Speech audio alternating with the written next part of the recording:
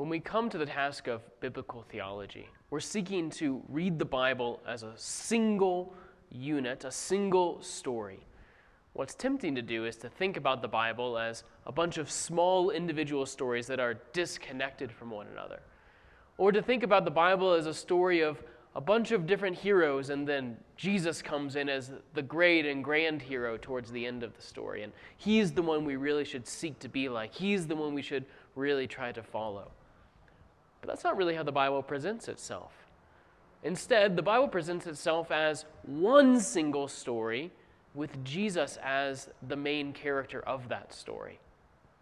If that's the case, then all the other characters in the story simply serve as foils of the main character, or to use Paul's words, shadows that point to Christ. So then as we read the Bible story, what biblical theology seeks to do is to read all of the people and events and institutions in light of Jesus and what he would ultimately do.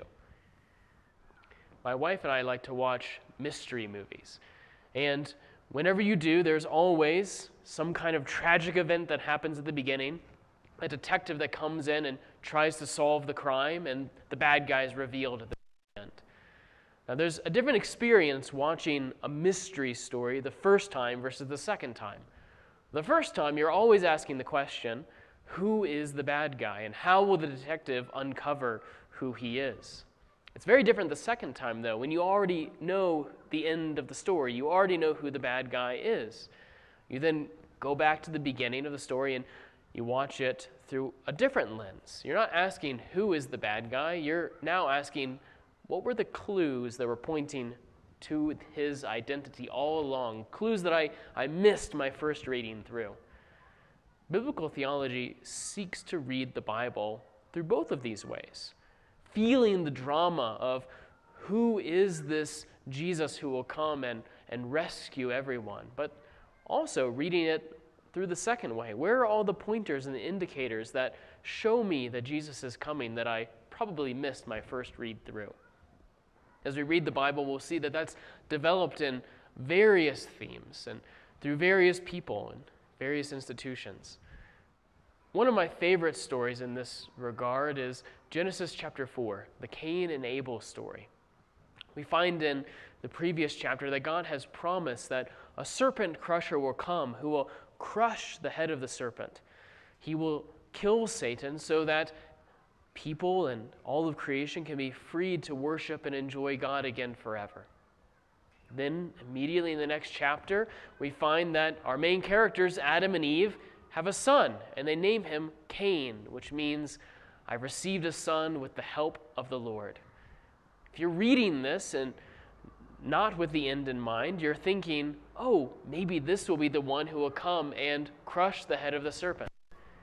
But as we continue to read that story, we find out that instead of crushing the serpent, as expected, he actually becomes a murderer just like that snake as he murders his brother. And we then are hit with the reality that this will take a lot longer to get to the serpent crusher than maybe we first expected. But then we find that as the New Testament authors are reading this text, they're seeing not just a narrative push to Jesus, but they're seeing pictures that point to Jesus as well. The author to the Hebrews in Hebrews chapter 12 says this, "You have come to Jesus, who speaks a better word than the blood of Abel." What does he have in mind there? Well, he has the Cain and Abel story in mind. If you remember that God comes to Cain in that story and says to him, "I've heard your brother's blood crying to me from the ground. What have you done?" That blood of Abel then, God heard it, and when he heard it, he executed judgment against Cain when he heard that blood crying to him from the ground. So what's the author to Hebrews telling us then? That Jesus' blood speaks a better word than the blood of Abel?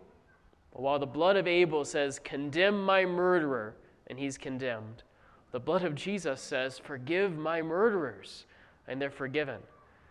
So they're reading that story not just as a narrative that will take us to Christ, but is giving us pictures about what Jesus would do and about the goodness of the gospel.